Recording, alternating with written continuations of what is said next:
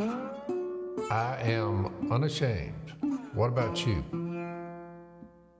We don't want you to grieve like the rest of men who have no hope. We don't want you to be ignorant about those who fall asleep, or to grieve like the rest of men That's who have from no hope. 1 Thessalonians 4. 4:11 Right. and 4:13. Right. And then it says, we believe Jesus died and rose again. Right. So we believe that God will bring with Jesus those who have fallen asleep in him. Well, the only thing they could be bringing, if your body's in the cemetery, is your soul, your spirit. Right. And as it turns out, you're reunited with a resurrected body that will live. Well, immortality has just taken place. Right. And that's the hope, and that's the promise, and that's the guarantee. So I'm looking at it like, well, you're 74, you don't have many years to live. I'm like, oh, I'm just fixing to begin to live on the other side. Right. On the other side. So it's a comforting thing. Before I was converted, I was leasing a beer joint, ladies and gentlemen, a beer joint.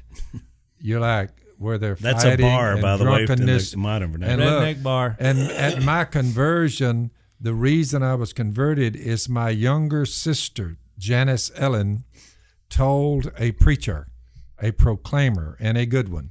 She told him, if you convert my brother, he'll convert thousands. And the preacher said, say what? She said, if you convert him, let's go up there to the beer joint. You convert him, thousands will be converted. My little sister is telling the preacher that. That's what happened. Yeah. I was converted. And by me being converted would, in fact, as my sister had predicted, reach thousands. So if you look at it, Al, Yeah. like I say, the little strands That's right. on Well, the way always- God works out things is beyond your. I would have never, if someone had come to the beer joint and said, hey, by the way, dude, before this is all over, you'll be carrying your Bible and preaching the gospel to people all over the world. But God I'd have said, always "You talking to me?" uses people that you just don't think he would use to really My question, transform the the world. reason I Right. brought Now, it look. up is because I would have said, who am I? You Right. talking That's what to me? everybody says. Yeah. You know, Well, you did, in a sense, when Smith sat down and shared the good news with you, Yeah. which was just the fast forward of this story and a lot That's of others. correct. He basically explained to you that Jesus came to this earth. Guess what Jesus said when the Jews said, who are you? To what authority do you have? And he said, I am. That's Oh, right. I that love I it. am. It's the greatest It's the line same I in had the just history of humanity. The greatest line is when they said, "Where's that in John?" Yeah. John 8. He says, "Who are you?" And he's like, "I am." That's right. From beer joint to sharing the good news. I look back at it now, I'm thinking, a lot of times I ask myself, why me? Because I'm still Who am I? saying, how in the world would you have considered me? It's a great point. And every one of us can ask that question. Phil was teaching a Bible class while he had He was passing a kidney stone. kidney stones. And they said, you might already go to the hospital over that. And Phil's like, nah, it'd be all right. And so about halfway through the class, he goes down to one knee, and I thought, well, this is something he's going to show people when you pray It's or like humility. I thought it was an illustration, and he said, everybody rest easy. I'm in a little bit of pain here. And then he turned over and went, he's still teaching. He went on his back. So just imagine there's a class full of people looking toward the podium, and there's a man looking like Phil does on his back. Look, and he started raising his feet up against the wall, and he kept on. So trying to get a little relief here, but never fear, I'll finish my lesson. And look, his intensity returned.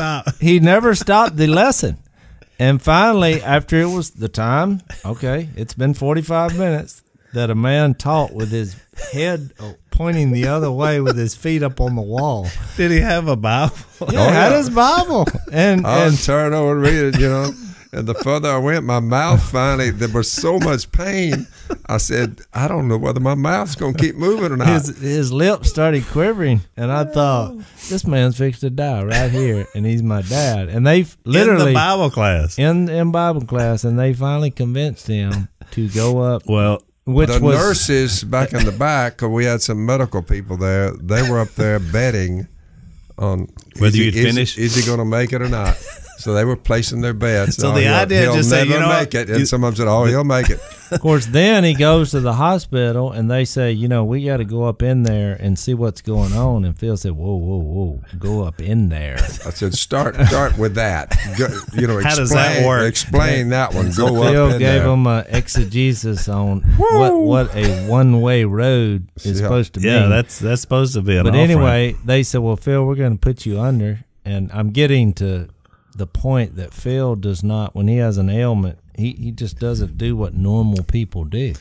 And he said, "I would rather you not put me under," because he's kind of weird about that. By the way, we're in the book of John, and speaking of the resurrection of the dead, I learned about the resurrection of the dead during that process, because when they finally said this kidney stone is hung right where the two urethra, right in there where the one tube coming out of this kidney, one coming out of that one, there's a little fork in the road there. Well, it Is lodged. that a medical term? The thing lodged right there. That's why I said go up in there. We're going to look. Hey, whoa. I'm getting queasy. So look, they go up in there, they see this thing, they say, well, we got to surgically remove it, whatever. He said, we're going to have a little piece of, looks like y'all catch garfish or rod and reel, their teeth get hung on it's a little fuzzy ball. He said, we're going to foul that thing. And I said, so what's the next move? He said, come on out of there with it. So that's what they decided to do to get rid of it. Well, I laid back when it came time for them to go hunting for the kidney stone, and the guy said, some nurse said you're going to feel a little warm pain in your arm. So they stick a needle in me, and I'm sitting there, and look, in a matter of seconds, I'm sitting there, and I just start, and I fall asleep. As soon as my eyes closed like that, now listen to this carefully. You'll learn about the resurrection of the dead. From a kidney stone. From a kidney stone. Okay. I had never been under the knife, as they say, except right here. Yeah. So my eyes closed. And look, the next thing I know, it's my eyes were like this. I opened them. I closed them, and there was no passage of time. There was no, I hope he hurries up. I closed my eyes because he said it's going to be a little warm feeling in your arm. I closed my eyes and I opened them. And when I opened them, I said, let's get the show on the road. let's just get this thing over with. He said, the show's over. The doctor said, the show's over. And I said, what? He said, the show's over. I said, did you get the kidney stone? He said, I got the kidney stone. And he had it in a bottle. And he shook it like that and handed it to me. And I said, I finally understand the resurrection of the dead. Mm-hmm. And he said, told one of them nurses, I think he's hallucinating. Take him back to his room. I said, I ain't hallucinating. I said, no. I said, no time passed for me. Yeah. I said, how long was that whole procedure? He said, about an hour. I said, I closed my eyes and I opened them. That could have been 100 hours. It'd have been the same result. I'd have closed my eyes, and 100 hours later, I'd have opened them. But the time that passed for me was like this, that long. The people who have died before us, they're asleep. That's why the Bible says they've fallen asleep. Mm-hmm. Yeah. Well, that's like going under the knife. Yeah. Well, if that had been 10 years, if they could have got some tubes in me to fed me, it would have still been this long. Right. I'd have closed my eyes. 10 years later, I'd open them.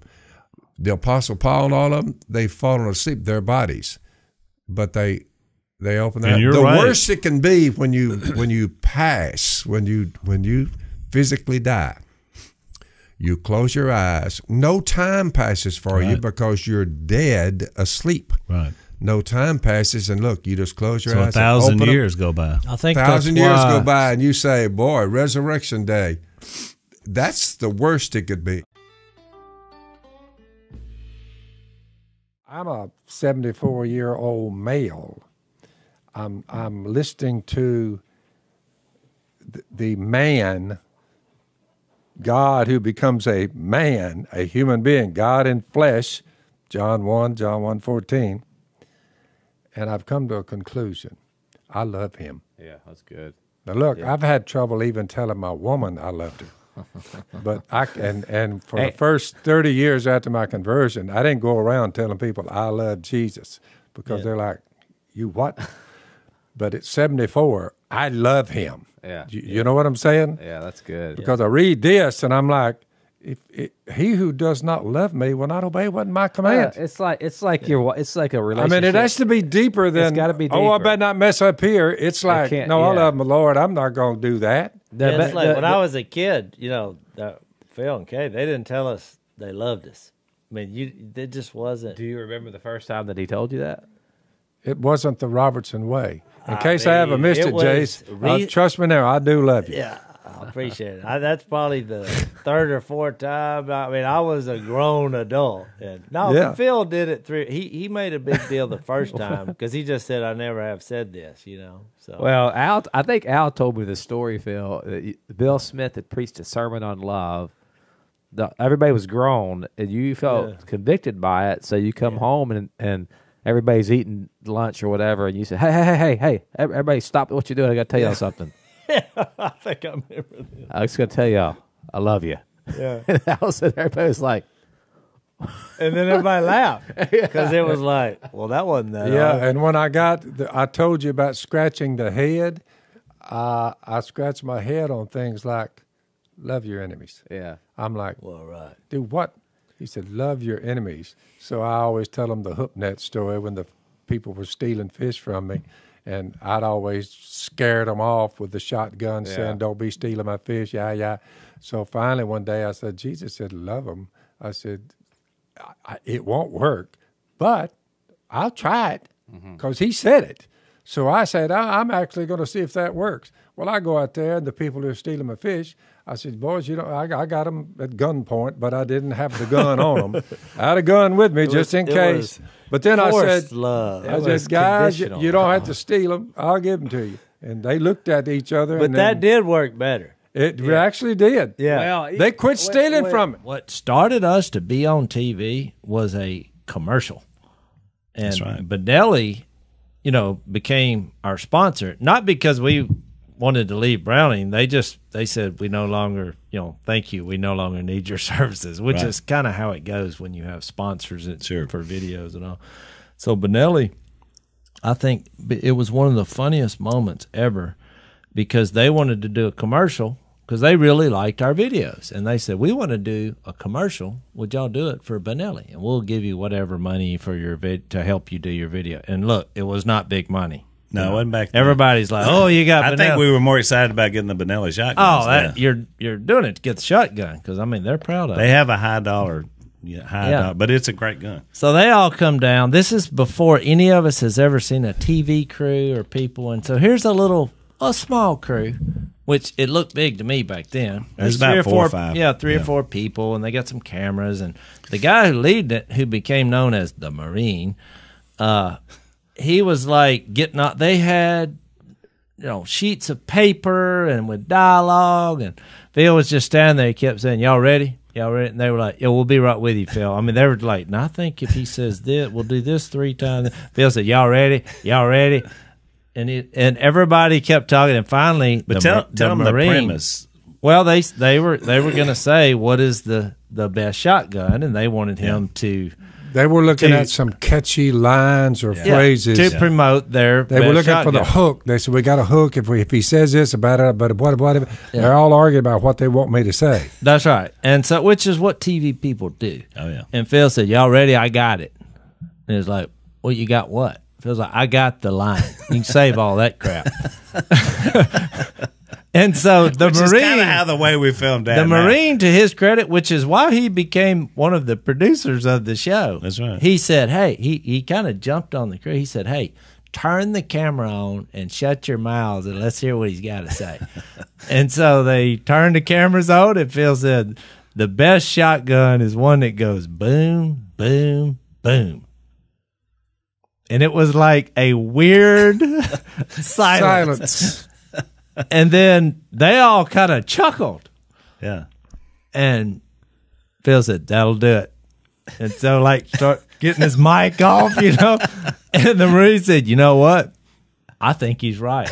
And when he said that, the look on the crew's faces were like, are you crazy? Are you insane? We've set this whole thing up, brought all these people here. But he was right. It was a great line. And they used, that was the line. Oh, they it was used their in the hook. commercial. So What I was saying, if you analyze it, is you want it to function.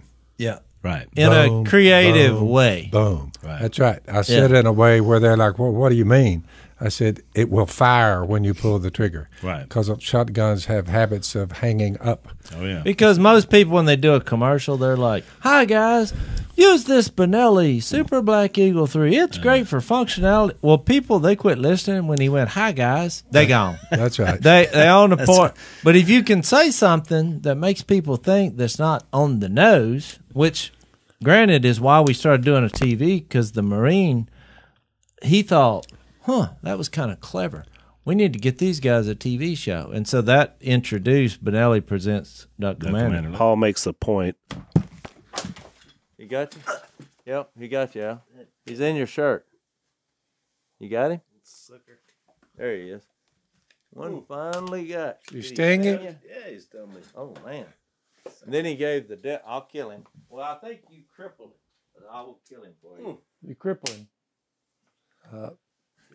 Al, Told you somebody's hey, get longer whiskers. That was a first. That's as fast as I've ever seen you move in years. Well, you're all bound down with this crazy We were just talking about sin, what it causes. That's the sting of sin right there. sin. Yeah, you need to tell that story, what just happened. Because I hope he caught that on film. No, I think he caught it. Oh, he got it. The man got stuck. Ladies and We've been gentlemen, fighting you just watched an attack of the evil one working through wasps and stinging the brothers. Oh, man. Got you on the neck? Right on the neck. Yeah, The sting of sin. Do I? And they wonder why. That's the ravages of sin. And he's wondering why we're trying to get people out of it. Well, I can't You can think. take a wasp sting and not even curse. I liked it. I didn't curse, and I had to crush it, but then he No, came I out saw the it. bottom of my shirt. I killed him for you. Good you job. you had stifled him. Think about it, Al. Life is miserable when you're in between wasp stings. But think about the sinful people who get stung by wasps. Just think about it. They would still be hollering. I guess I'll it's tell you this. perfect This illustration. podcast, well, it turned into, for the first time in almost 600 podcasts, it went from a storytelling to action and adventure. We had an action scene. the I sting of must say, sin is down. I knew what had come to him, and I knew that he had to fight it. Well, But that's the way you ought to view sin. You see them coming out, and they have a sting. it's actually the perfect illustration for what we're talking about. I was the one that The had to sting illustrate of it. sin is death. But see, I think what happened is that Wallace heard us talking about giving life for making the world a better place, and he thought, I'm just going to give my life for the rest of these wasps here. Because they've been just buzzing around here this whole podcast. He just flat out. He just came died. right in for the kill, right to the He neck. attacked you for no reason. No reason. That's what gets me. Yeah. But why does Satan attack us? What did you ever do to him? That's it. What reason did he have? I mean, we never did anything to him. Yeah. That poor Walsh just gave his life for stinging He you. did. And thank you, Jace, for killing it. So here was the verse before I was so rudely interrupted by the wasp. This concept of justice. I say, okay, just run it all just like it happened. Because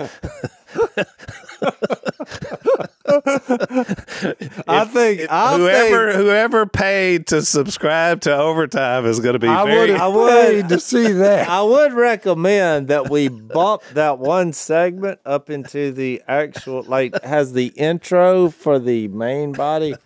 Here's what you'll see. You'll see it. Longer whiskers would have helped because it covers the area that wasp got it up inside your shirt. Maybe. Look here, No, that's your a whiskers are Robertson like trait, this. Phil. You've been You doing need this like for years. this. When something bad happens, Phil immediately assesses This blame. would never happen. Whiskers wasn't long enough.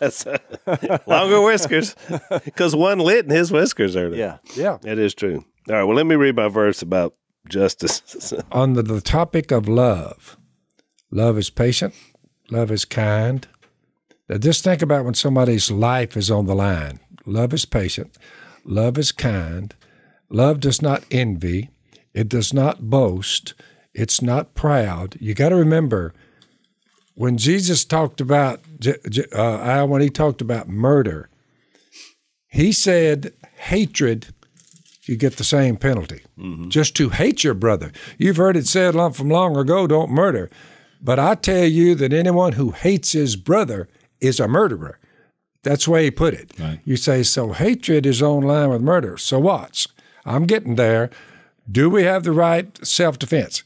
Love is not rude. It's not self-seeking. It's not easily angered. If a person had these qualities, there would be no murders. Right. It keeps no record of wrong. Love does not delight in evil, rejoices with the truth. Here's the key. Love always protects. Someone says, do I have the right to defend myself? Have these kind of qualities as you go forth. I looked up the definition of protect. You say, love always protects. How? Protect, to shield from injury. You love someone, you'll say, whoa, that old tree is rotten. We need to get back. Don't get back behind the car. Be careful when you park. Whether you're driving a vehicle, walking across your yard, you say love. If you see someone fixing to be hurt, love means to shield, to protect, to shield from injury, to shield from danger or loss, to guard and look. Protects means to defend. You say, so your family is in jeopardy. Danger is out there and it's coming your way. You would love your family enough to say, I must protect you. If it happens to your neighbor, you would have every right to go over there and say, I love y'all, and I see this gang coming. I see the mob coming after you. I'm going to stand my ground with you, and I'm going to help you. I'm going to protect you. Whatever means possible.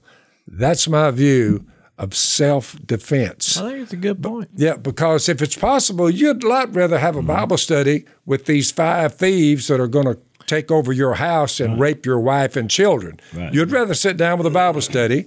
You love them enough to say, look, I'm going to spare you. I'm not holding against you. But you keep pressing forward and you have weapons of war in your hands and you're coming toward me or my family. But it also... I love my family enough to shield them and protect them. He said in 1 Corinthians 13, if I speak in the tongues of men and angels, but have not love, I'm only a resounding gong or a clanging cymbal. If I have the gift of prophecy, and that's mentioned in Mark, if I have the gift of prophecy, can fathom all mysteries and all knowledge, and if I have faith that can move mountains, but have not love, I'm nothing. Now, you alluded to the guy was not living right to begin with, and kind of that's the fuel where all this come from. If I give all I possess to the poor and surrender my body to the flames, but have not love, I gain nothing. Love's patient. It's kind. Love does not envy. It does not boast. It's not proud. It's not rude. It's not self-seeking. Now, these are qualities that are a little more harder to reach. It's not easily angered. It keeps no record of wrongs. Love does not delight in evil, but rejoices with the truth. It always protects, always trusts, always hopes, always perseveres. And love never fails. But notice he said, but where there are prophecies, and this thing is flowing together, and the kingdom of God is coming together as a cohesive unit. But where there are prophecies, they will cease. There'll come a time when people who get up and start telling you what's fixed to happen and all that, all we have is what's written. And I think it's been shut down for a while. Where there are tongues, it's mentioned. People having the ability to speak in any language they run up on. The apostles had it when they took off from in Acts chapter 2. There'll be silence. Where there is knowledge in a spiritual sense about fathom all mysteries, it'll pass away.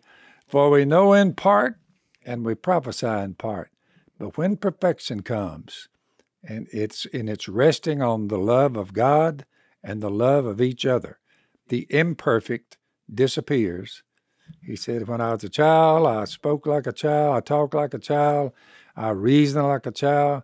I became a man, I put childish ways behind me, claiming you can do this and that and the other. Now we see a poor reflection, but we shall see face to face. I know in part, then I shall know fully, even as I am fully known. And this is the point of it all. These three remain: faith, hope, and love. But the greatest of those is love. So he's making it far more simple than human beings tend to do. Jason, let me explain something. You're 50. I'm 74. I said, when you get to be 74 and you're dog tired, it doesn't make any difference whether you look at your woman and she's clothed or not clothed. You're still tired. That's the difference between 54 and 74. So when you were 50, I just wanted to give him some encouragement. When you were 50, there would have been a spark that you weren't that I'd have been like tired. Jason. Whoa, I'm not tired anymore. These days, I'm like, I'm tired when I got here, and I'm looking at it, I'm like, I'm still tired. I'm not tired anymore. Old age is creeping in. When my grandmother, because I stayed more with her than I did my mama, they ran their store.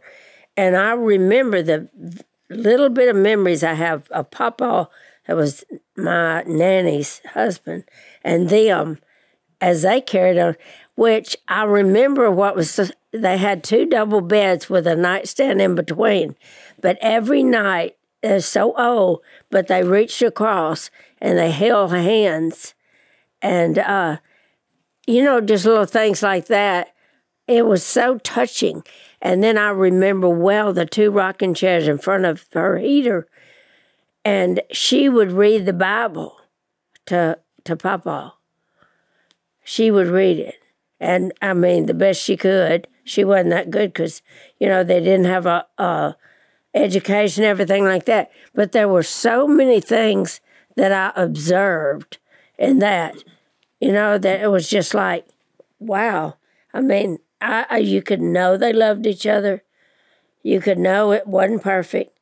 And, all kind of things. Every night when Kay goes to sleep, there's a hand that comes through the covers, and it just sits there, that hand. And I'm like, I grab that hand, she squeezes mine, then pulls the hand back. Then we're going to sleep. That's good. You got a romantic side. I never knew that. Yeah, just to make sure everybody's still there. I'm right? just telling you, when the grandma was talking about, that position, that's every night that hand comes out of the cover. Make sure. Yep. Checking for a pulse. We should have put that in the movie. Well, I think it's just all right. I hope let's sleep on it. You know what I'm saying? Missy's hand a lot because she's cold natured, and That's true. It warms me so up. I always, even yesterday, because I thought she's probably cold in here because it was a little drafty, and I grabbed her hand, and sure enough, it felt like 2 ice cubes. So I mean, it's just a little way. It's the little things. So yeah, I'm like, if you think about it, it's the little up. Things. Yeah, like I that. think so. But if somebody I feel walked left by, out not having Zach here to say something nice about me. yeah. My point is, if you never see the hand come out from the covers, and there's a little squeeze, something's not right there. That's kind of solidifies what we're doing here. Yeah. Here's my hand. And never did I know he took that and noticed it or anything. My little wife, Miss Kay, there was a note on the chair leg where I sit watching the ball games, and Matt Dillon and there was a note there, and it said, I'm going to town. She gave her a little update where she was going. She said, "You are my best friend ever." And then right below that, it said, "Except for Jesus." When you're in a situation where your woman is telling you, "You're not my best friend, Jesus is, but you're a close second," it made me feel better. I said, "Guess what we're hearing right now?" I said, "Not one sound." I said, "It's completely quiet." I said, "We're under these big oak trees in my yard." I said, "There's not a sound anywhere." Right. I said, "How in the world would human beings not recognize that as a good place to be?" It's just, of course, maybe it's just me, but I don't know. It was completely silent. We get over in them woods we own over at Jace. We get out in the middle of that thing. You just wouldn't believe what you're not hearing. Yeah, it's just calmness for the mind, peace of mind. I'm on record as saying peace of mind is the rarest commodity there is, right, because people just can't be quiet and be in a place where I look at in the streets and I'm hearing them holler and scream and running, and I'm thinking, I said, I look, and every time I look, you say, "Where is it?" Yeah. On a city street. That's where it is. I envision. It's one of the saddest things I've ever watched in my life. In an urban city on a street corner with a sign that says, "Shut up." Be quiet. I would love to go onto any city street and have a sign that says, "I'm here, and I hope y'all will shut up." Because I would just like to hear it calm down where people smile and walk on by. But for the stuff that's coming out of there, they won't stop. They get within 6 inches of a man's face, 2 inches, and the protesters are screaming at these guys who, it's a tough road, the police. Terrible. And they're right in their faces calling them all these names, and all this stuff is just coming out of them. And I look at it, spittle. and I'm watching it, and I'm thinking, boy, that's city life. That's the place to be. I am anti-city, period. Okay. Sorry. I think we've got that established. So every time we go to New York, which we have to do from time to time, that is the one thing. Oh, it's just right now chills are going down my spine. Oh, my goodness. Good news for you, Dad, I would imagine. The last time I was in New York City, they had a police department. By the time we get there, there'll be $1 billion less for the cops, and I'm thinking, boy, that's going to be fun. Everyone has to understand, when you come to Jesus and your past sins are removed, they are really removed. They're not counted against you. It's over. You are justified before God, even with all the sins that you had. Yeah. Some of these younger bucks in America now, they're thinking that it's going to be instantaneous relief and you don't have to walk a godly life. We're the light of the world, the salt of the earth, because we're in the light of the world, Jesus. And we just need to understand that you're never going to get past your struggle with sin. The great news is your sins are forgiven, and there is the mediating work of Jesus that will keep you cleansed. Yeah. And you need to learn things like self-control and how to live your life and how to show people what the light of the world looks like. We are being like Jesus in a sin-filled world, and our struggles are there, but they've been paid for, so we don't need to be always singing the blues. That's kind of the 3 or 4 that wrote us, you know. What's great? I'm not worth it. My wife deserves more than me, and I'm struggling with the internet pornography. They just have to learn. You just have to start taking things that are sinful and get past them. But it's a struggle, and it'll last you the rest of your life. But I'm just saying, it looks like to me, in this time, our current situation, Jace, what in the world would be wrong with people seriously contemplating, why don't we just be like Jesus? There wouldn't be warfare, hatred between us. There would be forgiveness, and there'd be love, and there'd be patience. Love for God and love for your neighbor, Al. It comes hard. Yep. It's hard. At one time, we too were foolish, disobedient. The book of John, we've been reading about these people, deceived and enslaved by all kinds of passions and pleasures. We lived in malice and envy, being hated and hating one another. You're like, things haven't changed a bit. But, and this is what we're discussing, and here's a good thought for today. Titus 3, by the way. But when the kindness and love of God our Savior appeared, God in flesh, standing on the earth, the book of John we're studying, he saved us. Watch this, not because righteous things we had done, but because of his mercy. He saved us through the washing of rebirth and renewal by the Holy Spirit, when the kindness and love of God our Savior appeared. And going back to Jason's point, he knew how to love. He said, you got evil deeds, all of you. I love you so much. I love you so much. I'm going to remove your sin and raise you from the dead. No doubt about it. It's been the most exciting thing, one thing I've ever done in my life. What? To see people go from, like your buddy there, you was talking. Yeah, from lost to go saved. from lost to saved. Oh, that's right. It's the most exciting thing I've ever done in my life, is being a part of that. Following Jesus, the guy that ordered the duck call, that's all he wanted was a duck call. And in the midst of that, he cursed God. He would GD this and GD that. So I finally, before he hung up, I said, by the way, he said, you got my duck call coming? I said, yeah, I got it coming.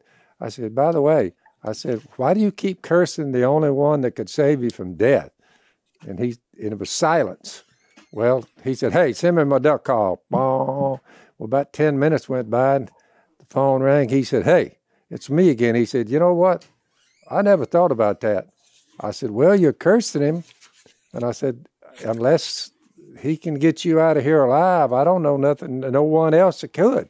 I said, you know what you ought to do? You ought to come over here, and I'll tell you about the one you're cursing, and you may change your mind. He said, I might do that. I said, well, you ought to. Well, a week goes by, I knock on the door. He steps in the door, and he said, I'm the one that was cursing God, and you told me you're going to show me why I shouldn't. So I told him about Jesus. He was converted. About 15 or 20 years later, I ran into him, and he was one of the leaders at that church where I was speaking. So you never know. We're not here to judge the world. James is going to say, I've been reading chapter 4, but the last thing he says, basically, there's only one lawgiver and judge, the one who's able to save and destroy. But you, who are you to judge your neighbor? Our job is to point them to God, namely Jesus in flesh, and his removal of their sin by dying on a cross and being resurrected. After it's all said and done, that right there, pretty well, all churches need to stand on that and not budge. We don't have to go around bad-mouthing the world, what all they're doing. We look at them, we see it, and we're like, man, boy, do they ever need some counseling and some Bible teaching. But we're relics of the past now. It didn't take long. I mean, we hadn't been here for 250 years, but it is upon us now. A lot of people from his former life thought he was a kook now. He's just some religious nut. I don't know what's happened to Phil. But then through the years, you were able to go back, including with Big Al and a lot of others, and share Jesus with them. And so all of a sudden that crackpot was really just a cracked pot, because you were a jar of clay that God was shining his light through you. So after about 15 years, they all my old ex-running buddies all came together saying, basically, he gone. That's right. He's out. He's out. Unreachable. Right. Which is what you needed. Which well, one of them stepped out. Yep. Received the gospel. Once he saw what it was all about. Yep. Death came near. The doctors, when it came down to death, the same ones who had deserted me, and I had deserted them, one of them said, "What did that?" Yeah. He finally said, "What's the story?" Yeah. Well, I told him the story. He was driving down on that old Bronco of his, and I told him the story. He said, "I said, you're an atheist. What do you think?" I said, "You could go at any minute."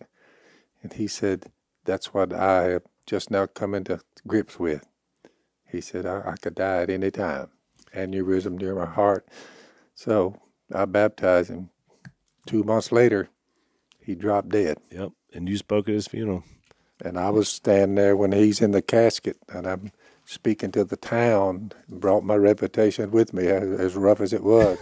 And all of them are sitting there. I wish we'd had that on film. They asked me to speak, and I said, well, I don't know about that. I don't even have a suit. And most people at funerals have a suit. I said, but I don't own one. They said, don't worry about it. Just do it. You were still a little fearful about preachers and all that even back in those days because you were barely new. Yeah. I spoke to the whole town about when Al died in their mind, but my words to them was, I said, see that casket right there? Old Big Al's in there? I said, I'll see him again. As you go forward, number 1, live a quiet life. Number 2, mind your own business, Chase. Number 3, work hard so that your daily life will win the respect of the outsider. And number 4, don't be dependent on anybody. That's the 4 things. When I die, don't cry. Dance, sing, but don't cry when I die. When I die, you say, he made it because I watched him as he walked through the years. He's faithful to Jesus, let's all squall over it. Don't do that. Yeah. Celebrate.